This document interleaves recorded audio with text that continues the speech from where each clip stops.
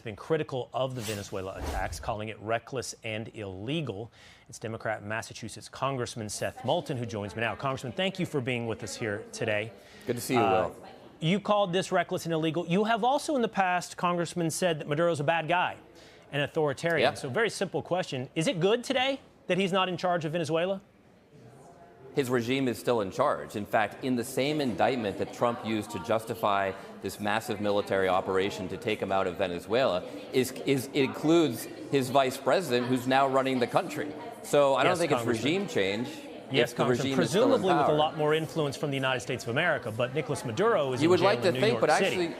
In jail in New York City. I'm just curious, though, with him in jail in New York City, I'm just really curious as a simple proposition. Isn't that good that Maduro is in jail in New York?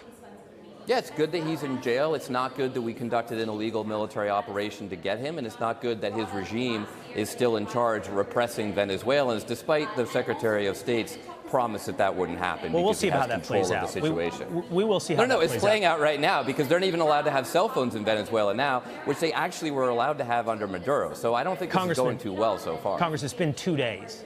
The mission, by the way, took 2 hours. Would you say the mission was good? Was it a successful mission? No Americans significantly injured, or certainly none killed. Very little damage to American military property. Conducted in just, I think it was over 2 hours.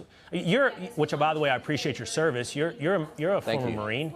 Wouldn't you say this is also good? Yeah, Marine veteran. This is also good? Will, the military operation was brilliant.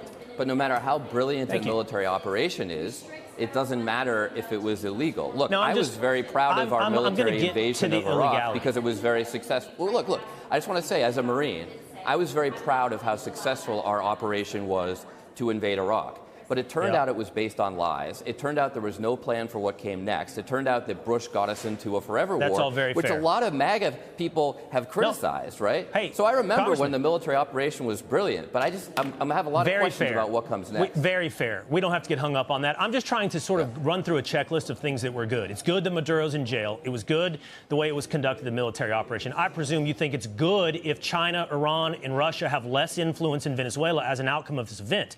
That would also be good. It's absolutely good if China and Russia have less influence anywhere. If Russia and China feel empowered to do the same illegal kind of operation that Trump just justified to the world, then that's a problem for us. Because if China does this, if China decides to do this in Taiwan, it starts a war. And that's actually really bad for America. Yeah, but we're talking about Venezuela. And just one more. Isn't it really good the United States has influence? Isn't it really good the United States has influence over 40% of the world's oil output? Between Canada, Latin America, and the United States, we now have significant influence over 40% of the world's output. That, I think, would also join the checklist of Maduro in jail, a successful military operation, pushing influence of Chinese and Russians out of Venezuela. You'd have to also agree with me, it's good that we now control such a large percentage of the world's oil, right? The question is, one, do we actually control it? And two, is it worth American lives? Because when I talk to Americans, I don't know how much time you spend actually talking to American parents, but when I talk to American parents, they say they do not want to risk their kids' lives for Venezuelan oil. And we now, it's great that we absolutely risked their lives. We risked a lot of Americans' lives, and that 7 were wounded, 2 grievously wounded. They're hopefully recovering right now. But you have to ask Americans, is that worth it? And you know what? That's why we have a process in Congress to vote on going to war. It's part of a democracy. And Congressman, that's all very fair. But I would suggest that if you spoke to those special forces, those Delta Force men, I don't think a single one of them would agree with you that this wasn't worth the risk. Now, the American populace, we'll see. Well, you're they don't assuming want a forever war. Hold on. I know you. Listen, Congressman, I talk to Americans too. I'm in Dallas. You're in D.C. I feel pretty confident about how I'm in touch with Americans. Okay, listen, finally, on the illegality, this is your major point. In the end, this is your major point, that you think it's illegal for the president to conduct this action. I'm going to ask you this. Do you think it was illegal for the United States to invade Panama and take out Manuel Noriega? They declared war on us first.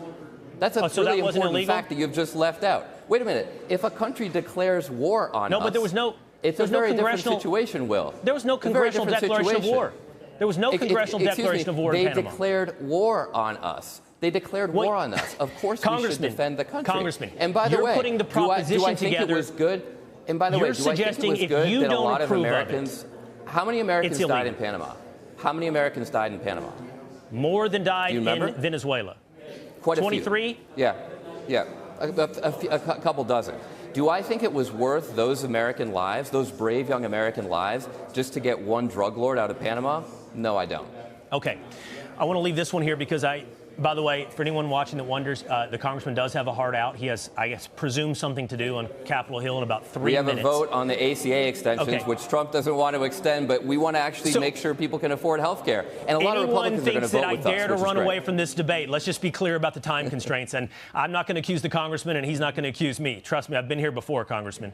Sounds good. I don't think you think Noriega's removal was illegal. I don't think you think taking out bin Laden was illegal, even though we didn't use the AUMF. And I think you're being a partisan by saying this is illegal. The president clearly has this authority. But I want to move to this in the limited time. It's just Constitution. Read the Constitution. It's not hard. I'm familiar. I went to law school. I don't know how familiar you are with the Constitution. I don't view you with that knowledge just because. Yeah. That really puts you in touch with ordinary Americans. Okay. No, you didn't. No. That's a shifting scale. You said, do I understand the Constitution?